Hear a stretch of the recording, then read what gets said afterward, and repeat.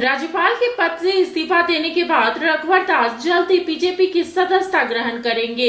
रघुवर दास अब खरवास का भी इंतजार नहीं करना चाहते हैं। वही बीजेपी उनको किसी भूमिका में आगे करेगी, इसका इंतजार सभी को है।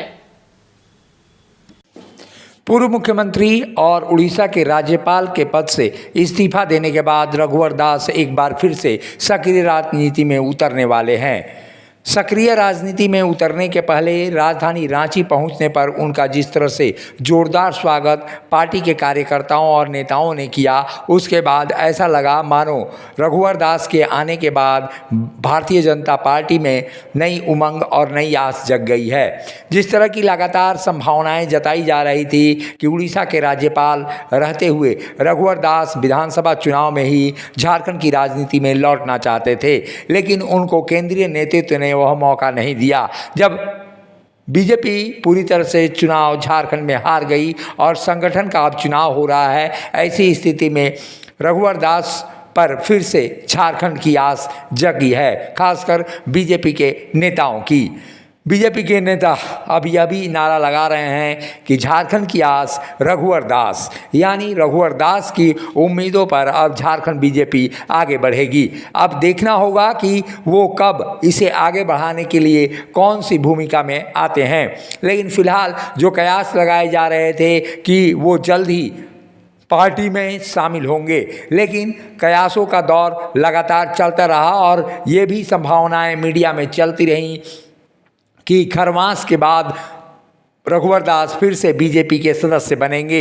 लेकिन अब रघुवर दास को खरवास का भी इंतज़ार नहीं है, क्योंकि सूत्रों के अनुसार यह जानकारी मिल रही है कि रघुवर दास 2 जनवरी को बीजेपी की सदस्यता ग्रहण करेंगे और ये सदस्यता खुद बीजेपी के प्रदेश प्रभारी लक्ष्मीकांत वाजपेयी दिलाएंगे। ऐसी स्थिति में ये कहा जा सकता है कि जो आने वाले दिनों में जो संभावनाएं हैं, वो संभावनाएं कितनी पर्वती होती हैं, ये फिलहाल नहीं की जाती है। रघुवर दास के राष्ट्रीय राजनीति में जाने की भी चर्चा हो रही है। रघुवर दास के बीजेपी में शामिल होने के बाद राष्ट्रीय नेतृत्व उन्हें झारखंड के लिए महत्वपूर्ण जिम्मेवारी सौंपेगा, ऐसे हमारे सूत्र बता रहे हैं। मुखर संवाद ने कई नेताओं से बातचीत के बाद यह टटोला है कि आखिर रघुवर सूबे की राजनीति में रहेंगे या राष्ट्रीय फलक पर वो अपना स्थान बनाएंगे। राष्ट्रीय अध्यक्ष के रूप में उनकी भूमिका को लेकर भी सुझाव दिया गया है। रघुवर दास ने यह पूरी तरह से स्पष्ट कर दिया है कि पार्टी जो भी उनकी भूमिका तय करेगी वो उसको सफलतापूर्वक निर्वहन करेंगे और पार्टी में अपनी पूरी ऊर्जा लगाएंगे। तो मेरी अंतिम इच्छा ही है कि जब भी मैं परमात्मा के पास जाऊं तो भारतीय जनता पार्टी का झंडा उजल के जाऊं, क्योंकि भारतीय जनता पार्टी ने एक छोटा सा मजदूर कार्यकर्ता को इतना मान सम्मान दिया। भारतीय जनता पार्टी एक महान पार्टी है जहाँ एक छोटा सा कार्यकर्ता भी शिखर पर पहुँच सकता है। तो मेरी अब ख्वाहिश एक ही है कि मैं जब भी परमात्मा के पास जाऊँ तो भारतीय जनता पार्टी का झंडा ओढ़ के जाऊँ। सर, कोई कमिटमेंट होगा कि अब क्या करना है? भारतीय जनता पार्टी में कोई कमिटमेंट नहीं होता, और मैं भी जब भारतीय जनता पार्टी का 1980 में कार्यकर्ता बना तो कमिटमेंट करके नहीं आया था भारतीय जनता पार्टी। जनता की सेवा करने के लिए पार्टी का जनाधार जन जन तक पहुँचे, जो पार्टी की विचारधारा है लोगों तक पहुँचे, और जन कल्याण, खासकर जो हमारा शोषित वंचित आदिवासी दलित समाज है उसके जीवन में उत्थान कैसे आए। तो आप हमारी राजनीतिक जीवन को देखें तो हमने संघर्ष करके यहाँ तक पहुँचा, और पार्टी ने हमेशा उस संघर्ष के साथ, जनता के संघर्ष के साथ हमारी साथ थी। इसीलिए हमने बहुत कामयाबी पाई अपनी छोटी सी ज़िंदगी में। इस छोटी सी ज़िंदगी मेरा और सुनहरा हो जनता के बीच, कार्यकर्ता के बीच, पार्टी के झंडा के बीच। यही उम्मीद, यही महाप्रभु जगन्नाथ से प्रार्थना करके उनसे आशीर्वाद लेकर बाबा नगरी झारखंड की अपनी फिर से जन्मभूमि और कर्मभूमि में मैं जनता की सेवा के लिए आया हूँ। है सर, ये जानने के लिए कि दिल्ली या झारखंड?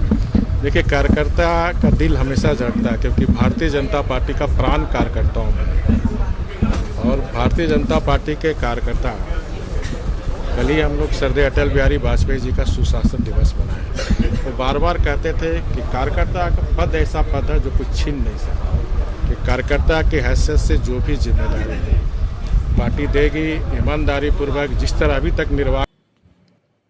रघुवर दास का इस्तीफा झारखंड विधानसभा चुनाव के पहले ही होना था, लेकिन आलाकमान के अनुसार चुनाव के दौरान राजनीति में उनकी एंट्री से नेतृत्व को लेकर कई तरह के कयास और भ्रम फैल सकते थे। रघुवर दास को लेकर कुछ लोगों ने सुझाव दिया है कि राष्ट्रीय अध्यक्ष के रूप में उन्हें प्रोन्नत भी किया जा सकता है, खासकर आगामी दिल्ली और बिहार चुनाव को देखते हुए, जहां ओबीसी मतदाता महत्वपूर्ण स्थिति में है। ऐसी स्थिति में उनको राष्ट्रीय अध्यक्ष बनाने की चर्चा भी चल सकती है, लेकिन फिलहाल पार्टी पर यह निर्भर करेगा कि पार्टी उनको कौन सी भूमिका देती है। रघुवर दास खरवास का इंतजार अब शायद नहीं करेंगे और खरवास के पहले ही रघुवर दास अब झारखंड की राजनीति में एंट्री उनकी हो जाएगी।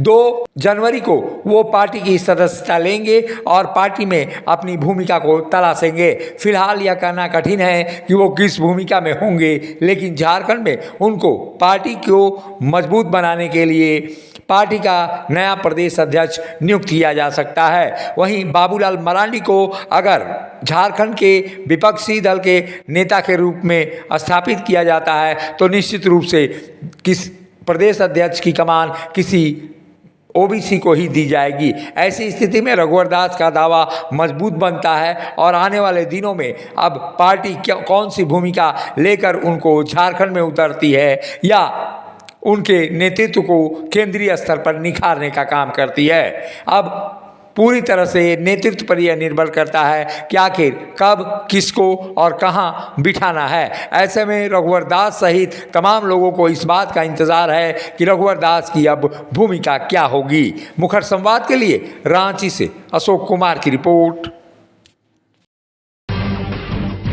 जब टूटती है आस, जब थकती है सांस, जब रूठते हैं अपने, मुंह मोड़ता है जमाना, जब अंगड़ाई लेता है संकल्प, फिर बनती है कहानी, बनते हैं अनमिट निशान। देखिए मेरे साथ संघर्ष की दास्तान।